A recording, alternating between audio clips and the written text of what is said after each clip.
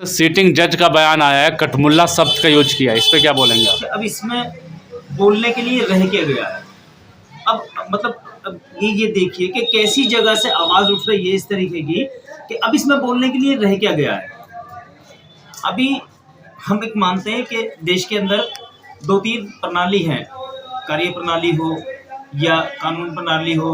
मतलब अब हम ये सोचने पर मजबूर हैं कि अब होगा क्या देश के अंदर, देश को कौन से मतलब ट्रैक पर ले जाना चाहते हैं। एक सिटिंग जज इस तरीके की भाषा का इस्तेमाल कर रहा है और इस तरीके की भाषा बोल रहा है, अब बोलने के लिए, ये समझने के लिए रह क्या गया है।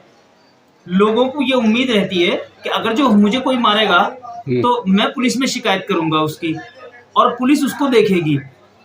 अब यहाँ पुलिस के भी देखने का मतलब खत्म हो गया। अब ये मानसिकता है उनकी। जब मैं एक बात कहना चाहता हूँ कि वो विश्व हिंदू परिषद के मंच पर बैठ के इस तरीके की बातें बोल रहे हैं जो कि पहले से प्रवीण तोगड़िया जी करते आए और उनके संगठन के अन्य साथी और करते आए। वो उसी भाषा को आगे बढ़ाने की कोशिश कर रहे हैं, उसी भाषा को आगे बढ़ाने का प्रयास कर रहे हैं। मकसद इस बात से है कि वो जिस भाषा का प्रयोग कर रहे हैं उस भाषा का प्रयोग देश के लिए बहुत ज्यादा हानिकारक है। वो तो कह रहे हैं देश के लिए फायदा है, बहुसंख्यक जिसकी जनसंख्या ज़्यादा है उन्हीं का ही कानून चलेगा, उन्हीं की बात मानी जाएगी देश में। अब आ जाती है बात यहाँ पर, जैसे ही चुनाव आता है या इस तरीके का कोई बयान आता है, उस बयान को मानने के लिए तो सब एक तरफ हिंदू नजर आते हैं और एक तरफ मुस्लिम नजर आते हैं। लेकिन मैं उनसे, उसी जज से ये पूछना चाहता हूं कि यादव जी मुझे ये तो बताइए, जब मूछ रखाने की बात आती है तो जाटा वाला क्यों हो जाता है, जब साथ बैठ के खाना खाने की बात आती है तो वाल्मीकि अलग क्यों हो जाता है, जब वोट देने की बारी आती है तो यादव अलग क्यों दिखाई देता है। वहां पर भी तो फर्क मत कीजिए ना। अगर जो आपको बहुल संख्यक बनना है तो सबको साथ लेना पड़ेगा।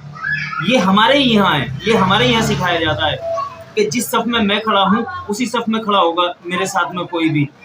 हमारे लिए तो कोई अहमियत नहीं रखता, चाहे कोई धोबी है, चाहे कोई जाट है, चाहे कोई ये 3 तलाक ये सब कानून नहीं चलेगा। 3 तलाक वाला हो या मुस्लिम शरीयत वाला कानून नहीं चलेगा।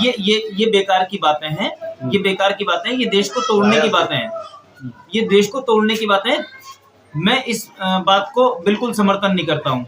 जो लोग कह रहे हैं कि 3 तलाक वाला मामला नहीं चलेगा या हलाला वाला नहीं चलेगा या ये नहीं चलेगा वो नहीं चलेगा, मैं इस चीज को कहता हूँ कि मैं ये मानने वाला आदमी हूँ कि देश संविधान से चलेगा और संविधान में जिसको जो राइट है वो अपने राइट के हिसाब से अपने काम को करेगा। क्या जरूरत पड़ रही है जो सिटिंग जज इस तरीके से बयान देने लगे हैं? तो सिटिंग जज को ये जरूरत पड़ रही है कि वो इस्तीफा देंगे बहुत जल्दी और वो भाजपा ज्वाइन करेंगे। वो कहीं से या तो राज्यसभा जाए या लोकसभा की तैयारी कर रहे हो कहीं से, या कोई और उनके जहन में मामला चल रहा हो, वो करना चाहते हैं। अब वो मतलब अपने जिस सीट पे, जिस संवैधानिक पद पे बैठे हैं, वो उस पद की गरिमा को वो अब समझ नहीं पा रहे हैं, उसका वो काम उन्हें समझ नहीं आ रहा है। अब वो कहीं राजनीतिक पार्टी में जाकर और वो राजनीतिक विचारधारा बनने के माइंड में बैठे हैं। जैसा आप कह रहे हैं अब देश में न 3 तलाक चलेगा और न 3 शादियां चलेंगी, ये हमारे वेद और शास्त्री बोलते हैं। अच्छा, मैं 10 लोगों के ऐसे नाम गिना सकता हूँ आपको जो बहुत बेहतरीन यूट्यूबर भी हैं और उनकी 2-2 शादियां हुई भी हैं। तो उनके लिए क्या करेंगे वो जज साहब? उनके लिए क्या करेंगे वो जज साहब? मतलब ये मुसलमानों को टारगेट करके क्यों कहा जाता है? क्या मुसलमानों से अलग कम्युनिटी में 2-2 शादियां, 3-3 शादियां नहीं होती? दंगा फैलाओगे तो किसे करेंगे टारगेट? मैं आपसे कह रहा हूँ, आप निकाल के दिखाइए ना रिकॉर्ड, देश में कितने परसेंट मुसलमान है इस 14% मुसलमानों में से जो कि 3 शादियां या 2 शादियां करता है। और रही बात दंगे की, दंगाई किसको कहोगे? हम दंगाई उसको कहते हैं जो वक्त पर दंगा कर रहा होता है। हम किसी कम्युनिटी को दंगाई नहीं कहते।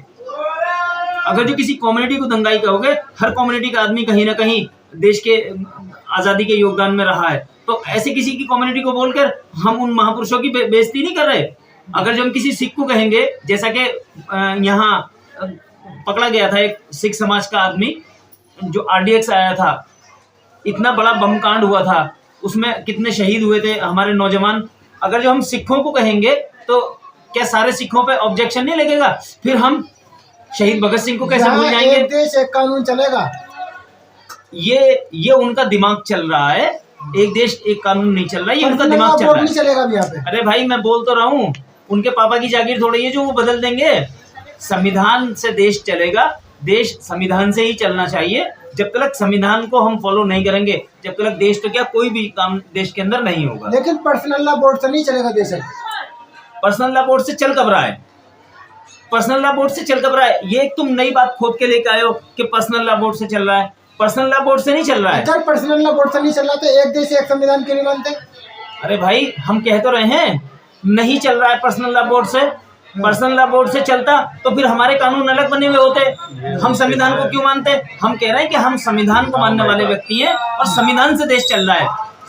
तो यूनिफॉर्म सिविल कोड का समर्थन कीजिए फिर आप। अरे भाई नई नई बातें खोद के लाना मीडिया का काम है, मीडिया की जिम्मेदारी है। जो भाजपा चाहती है वो मीडिया कर रही है। हम आपसे एक बात कह रहे हैं कि अगर जो संविधान के अकॉर्डिंग किसी भी देश के अंदर हम किसी और देश की बात नहीं करते, हम अपने देश की बात कर रहे हैं कि संविधान के अकॉर्डिंग अगर जो हमारे देश के अंदर किसी चीज़ की ज़रूरत है, आप उसको लेके आइए। समाज में मोहब्बत और समाज में भाईचारा पैदा करने के लिए, समाज में एकता करने के लिए, देश को एक करने के लिए यूनिफॉर्म सिविल कोड क्या है? खाली पीली की एक नई बात चला रहे हैं कि यूनिफॉर्म सिविल कोड को हम विरोध कर रहे हैं। अरे लाओ, तुम सरकार में बैठे हो, 15 साल से केंद्र में सरकार चल रही है, 15 साल होने को जा रहे हैं, 15 साल से सरकार केंद्र में चल रही है, अभी तक क्यों नहीं हुआ कुछ? तो वक्फ बोर्ड की मांग क्यों कर रहे हैं आप? वक्फ बोर्ड की मांग शादियां क्यों करते हैं आप? वक्फ बोर्ड की मांग नहीं कर रहे हैं। वक्फ बोर्ड का जो काम पहले से चल रहा है, हम उसी को कंटिन्यू करने की बात जज कर साहब रहे हैं। यही तो बात कर रहे हैं कि अलग अलग मांगे हैं इनकी। हमारी अब क्या आप क्या मानते हो? मतलब हमें कोई किसी चीज़ की ज़रूरत होगी, हम संविधान के अकॉर्डिंग अपनी मांग ना रखें? मतलब क्या मुस्लिम कौम इतनी कमज़ोर हो गई है? अशफाकुल्ला खान को भूल गए या और लोगों को भूल गए जिन्होंने देश की आज़ादी में अपनी जानें तक की दी हैं? उस वीर अब्दुल हमीद को भूल गए जिनने 1971 में बम बांध के और पेट से बम बांध के और पाकिस्तान के टैंक उड़ाने के लिए कूद गया था?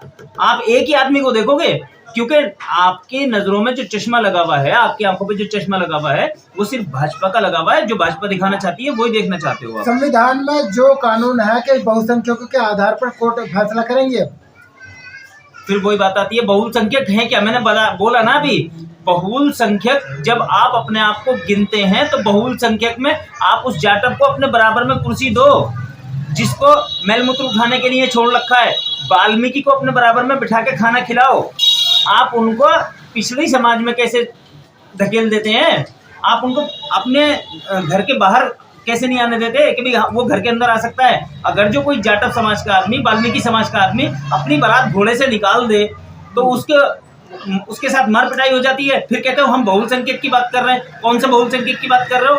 क्या वो हिंदू नहीं है? यह सिर्फ वोट पाने के लिए ही एक हिंदू है अकेला? अगर जो मसला चुनाव का आ जाता है और मसला बहुसंख्यक का आ जाता है तो बहुसंख्यक में आप उसको अपनी बराबरी का दर्जा तो दो।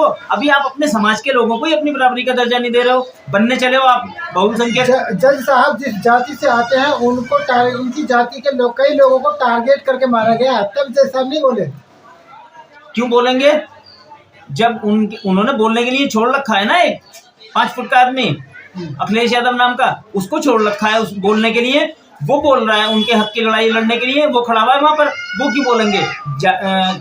अखिलेश यादव भी यादव है और जज साहब भी यादव है। जब बात यादवों की आती है, यादव तो मध्य प्रदेश के मुख्यमंत्री भी हैं। अरे भाई हैं, हम मना नहीं कर रहे। और किसी के मुख्यमंत्री होने से हमें कोई एतराज नहीं। चलवाते हैं वो दंगाइयों पे, हमें बुलडोजर नहीं चलवाते। अभी देखा नहीं क्या अभी पीछे क्या हुआ है वहां पर? अभी कितना दंगा फसाद हुआ है। पूरी एक बस्ती को टारगेट करके और वहाँ बुलडोजर भी चला है, वहाँ आगजनी भी हुई है, वहाँ गोलीबारी भी हुई है। क्या ही नहीं हुआ वहाँ पर? वही कौन से यादव अच्छा काम कर रहे हैं? हमने तो सोचा था कि चलो मामा हटेगा, कोई और बैठेगा, कोई अच्छा काम करेगा, लेकिन मानसिकता तो वही रहेगी ना। वहाँ चाहे यादव को बिठाओ, चाहे वाल्मीकि को बिठाओ, चाहे जाटव को बिठाओ, जिसने भाजपा के बैनर तले काम किया वो भाजपा का ही काम करेगा। तो लेकिन जज साहब तो बीजेपी के नीचे काम नहीं करते ना। जज साहब बीजेपी के नीचे काम नहीं करते, लेकिन जज साहब बीजेपी के लिए काम करते हैं। जज साहब एक संवैधानिक पद पर बैठे हुए हैं। जज साहब किसी के नीचे काम नहीं कर रहे, लेकिन जज साहब बीजेपी के लिए काम कर रहे हैं। लेकिन जिस तरह वो तो विश्व हिंदू परिषद के कार्यक्रम में गए थे, वहाँ एक आदमी के तौर पर बोले वो। मैं आपसे यही बात बोल रहा हूँ कि जज साहब को अपने पद से इस्तीफा देना चाहिए। क्यों देना चाहिए? पद से इस्तीफा देना चाहिए। पद से इस्तीफा देके वो पद से इस्तीफा देके ही गैर संवैधानिक बात उन्होंने करके कहा अच्छे था लगेंगे। जब तक वो उस पद पर रहेंगे उनको गैर संवैधानिक बात नहीं करनी। उन्होंने कहा मुझे एक नॉर्मल सामाजिक तौर पर लीजिए, मुझे जाति के आधार पर मत लीजिए।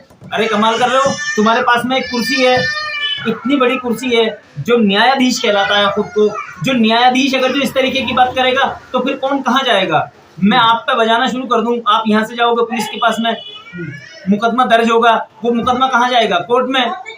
जब कोर्ट से ही गलत काम होने शुरू हो जाएंगे तो आदमी जाएगा किस जगह? मसला इस बात का है ना, वो एक संवैधानिक पद पर बैठे हुए हैं, उन्हें वहां से उस बात को वहां से इस्तीफा दे करके और फिर किसी पार्टी को ज्वाइन करना चाहिए, चाहे वो भाजपा को करे, उनका अपना एक अधिकार है। लेकिन चंद्रशेखर कह रहे हैं इस तरीके की भाषा का इस्तेमाल करना देश के लिए, देश के लिए खतरा है। चंद्रशेखर का जिक्र किस लिए कर रहे हैं आप मेरे से? चंद्रशेखर का जिक्र कर किस लिए रहे हैं? अरे हम कह रहे हैं ना, हम हिंदुस्तानी नहीं है क्या? चंद्रशेखर आज जीत के लोकसभा में पहुंच गए, बस उनकी बात रहेगी, एक आम आदमी की बात नहीं रहेगी। एक वोट डाला था ना